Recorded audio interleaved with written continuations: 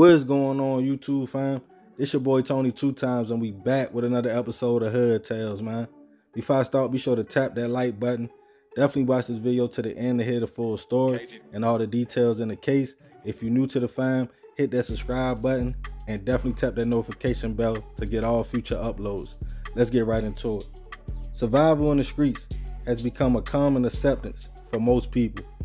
When somebody breaks into an old person's home or something like that, and somebody on the block asks them why you did that, the main answer usually is, I gotta survive out here. I remember being younger, talking to my great grandmother, and her telling me about back in the day, how people could leave their front door open, ask neighbors to borrow stuff without nobody judging them, walk up the street with their whole paychecks in their pockets with nothing happening. I used to look and smile because I just couldn't imagine life being like that. Nowadays, it's even more worse than when I was a teen in the early 2000s. To the point, the streets has no rules. Everybody is cutthroat and feels like their needs and wants come before the next person's. And life is being taken for more petty reasons every day. To the point, it's not even safe for kids to bop to school or go in a restaurant without a shooting or a robbery taking place. And on this episode of Hood Tales, we will take it to Macon, Georgia, to discuss a case of two teens, one trying to do right, who lost his life, and another who dedicated himself to the streets, leading to a long prison sentence. According to sources, on the early morning of October 19th, 2017, a young man was heading to Central High School in Macon, Georgia, just north of Montpelier Avenue. The teenager had a hoodie on his head because of the fall weather, when all of a sudden, another older teenager pulled up on a bike and whipped out a gun, stating, "You know what time it is," in a robbery attempt. As the young man pulled his hood off his head, the two quickly recognized each other. The man with the blick was at the time 19-year-old Wesley Hope. Wesley told the young man, who he knew from the neighborhood, "My fault, bro. You good. I was just looking for somebody to rob," before riding off. Not too far away, walking to the same high school, was 16-year-old Javon Sherman. Allegedly, Wesley pulled up on Javon the same way, on a bike with a gun out. This time though, he didn't know the young man. That's when, according to the first teen, he heard shots as he was about 2 blocks away. Scared, he continued to school. But unlike him, Javon would unfortunately not be so lucky. As local police responded to the scene, they found Javon laying on the ground, shot in the chest, and 9mm shell casings all around the young man. He was rushed to a local hospital, but unfortunately would not survive as the bullet hit his heart. That same day, Wesley, who was said to be a part of a local gang called Mafia Gang, knew he needed to cover his tracks. So he called the first teen from that morning, who was in class, and told him, "You know me from the hood. I gave you a pass today. Don't say nothing to nobody or police." The young man agreed before hanging up. As Javon's family got the news, they were shocked and hurt, as the young man was not involved in anything, just going to school. A vigil would be held for him, but still no information on who killed him. Eventually, Wesley would be arrested on unrelated charges of burglary and things that happened around the neighborhood, and took off the streets. By this time, the first teen, who knew Wesley from around the way, was seeing all around the school, "Rest in peace to Javon," pictures, and felt as though even though he didn't know the young man personally, it could have been him that day that lost his life. So he decided to reach out to Bibb County Sheriff to tell them everything that happened about that day. After hearing the shots, after Wesley rolled off, the phone call, and everything, and told them he was scared because of a local gang, and that him and Wesley grew up on the same block and knew each other's families very well. But the young man told police he wanted to clear his conscience. As the information got out, while Wesley was already in jail, an investigation was started.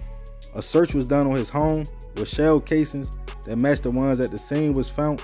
Also, the teen told police it was a silver and black 9. And after looking on Wesley's Facebook, they allegedly seen him holding the same gun. As word got out, to the young man his charges was being upgraded from burglary to murder charges, he knew it could only be one person who could testify.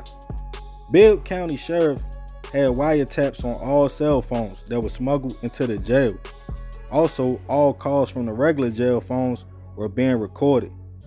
Wesley would make things worse after calling members of the gang, telling them to pull up on the team and do whatever for him not to testify. Wesley made a mistake and called himself West Mob on the phone, which was his gang name. And for over 4 months, all the calls were tapped. On one, his brother told him in code, "I talked to the big man, and you are good. The case will be dropped," saying that he talked to the young man and thought he wouldn't testify. But as the case made it to trial, Wesley was surprised the team was there to testify, and the wiretaps would add more charges of gang conspiracy, witness intimidation, and the murder of Javon. At first, the state offered Wesley a plea deal, in which he turned down. But once the team testified on what happened that day of the murder and having to move out of the area out of fear for him and his family because of intimidation, Wesley knew it was all over and put his head down and shook it. After that, Wesley pleaded guilty. The wiretaps even played in court, heard him stating that he was trying to get a girl to find out the team's location 2 weeks before the trial. Eventually, Wesley was sentenced to life plus 20 years for the hit and gang charges.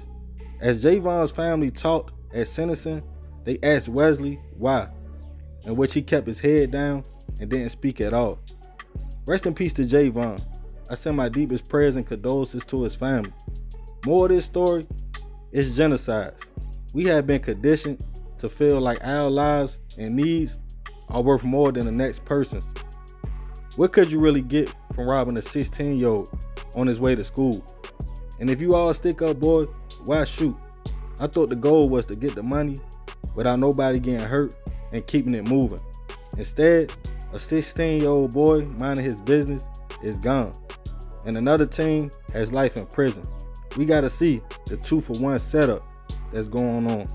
So remember, we gotta succeed not to fail, so we won't be just another hood tale.